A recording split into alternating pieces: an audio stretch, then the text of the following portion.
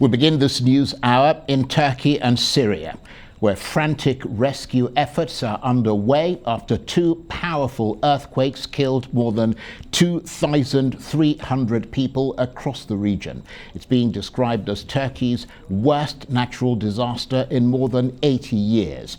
A powerful quake struck the southeast Turkish city of Gaziantep early this morning, and just hours later a second one struck in the southern city of Kahramanmaraş. The first quake, which was a magnitude 7.8, was also felt in Syria, and it produced many aftershocks. Turkish President Recep Tayyip Erdogan says dozens of countries have offered help. Ankara has announced a state of emergency for the affected regions. Our chief correspondent, John Cookson, has the story. This was a massive quake. Aftershocks still toppling buildings.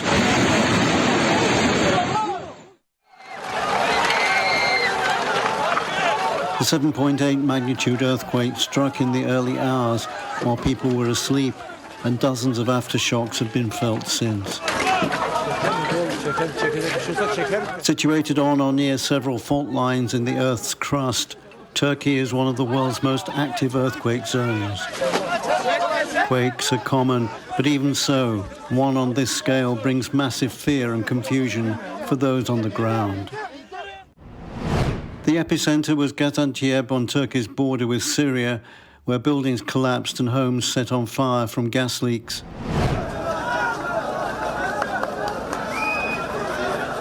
Rescue workers and residents frantically searched for survivors under the rubble of crushed buildings in multiple cities. Some experts are saying this may be Turkey's largest earthquake on record, certainly as strong as one that happened over 80 years ago.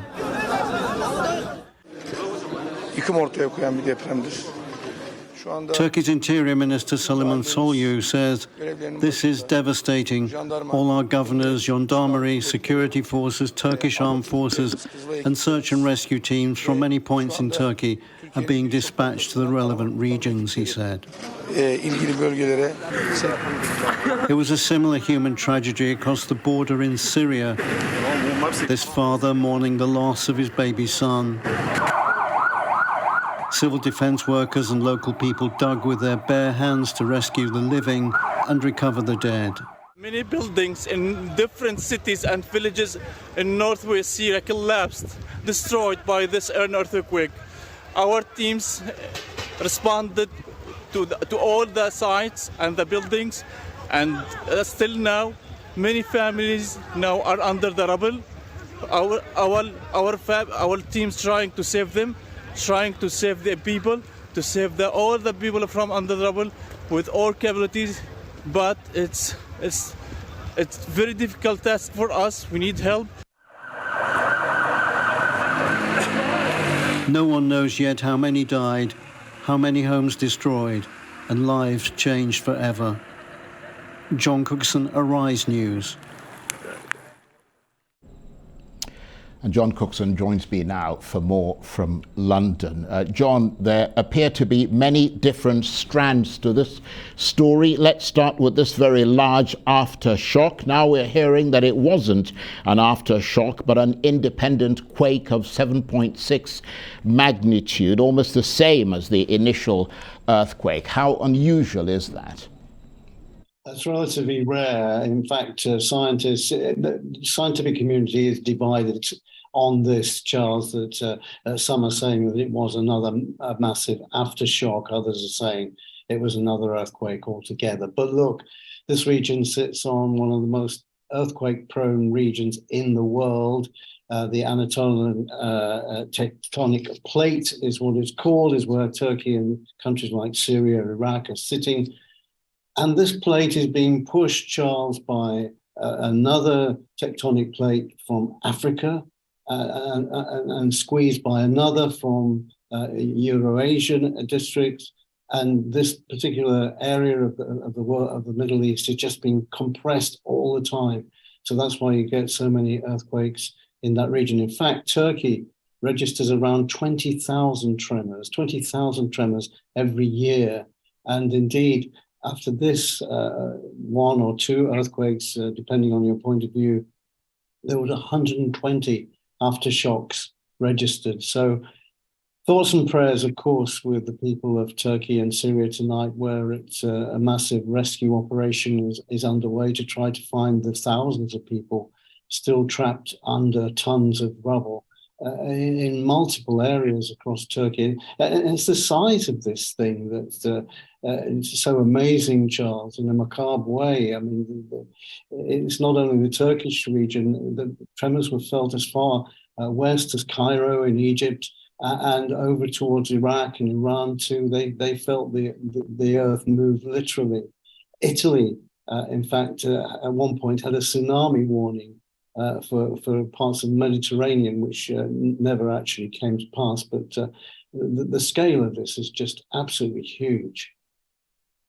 Well, absolutely, John. And in Syria in particular, we've seen in recent years, as a result of the devastation caused by the civil war, buildings collapsing anyway because of damage. So they were already vulnerable before this earthquake hit. Yes, I mean, that part of northwest Syria, towns like Idlib, Aleppo, had all already been bombed almost to the ground. And then suddenly, as people start to rebuild their lives, as the violence decreases in the region, suddenly to have this terrible event, I mean,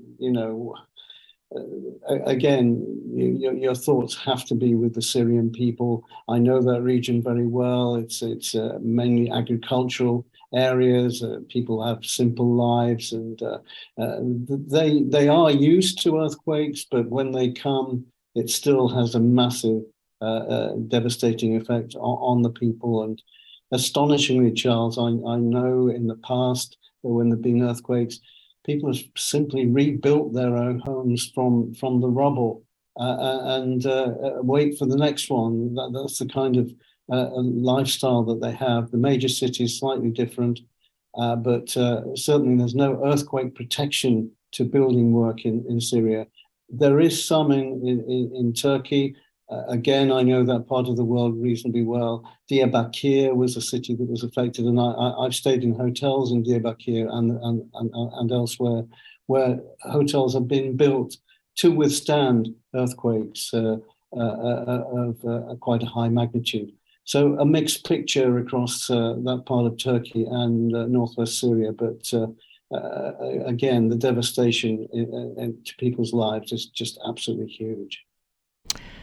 And John, there have been appeals for international help from both Turkey and Syria. What kind of assistance is being offered from around the world, and how difficult is the task of delivering that help to such a volatile region? Turkey is easier because things are peaceful there. There's no war raging in southern Turkey at the moment, and they have big airfields there, a lot of military bases in that part of the world. Syria is a different story. Much of the area that we're talking about is still in rebel hands, and it's not a safe area for Western rescuers to attempt to go in without clearing the way first with some kind of deal with the rebel groups. As soon as the earthquake happened, offers of help came from all over the world. The UK, the US, other European nations were first off the blocks. But 40 nations in total have offered help so far, and also NATO itself. Apart from rescue workers from the UK and the US, India, for example, has promised dog squads to search for people under the rubble. Poland is offering 76 firefighters and 8 dogs. Russia is promising 100 rescuers. They're on standby in Moscow at the moment to travel to the region.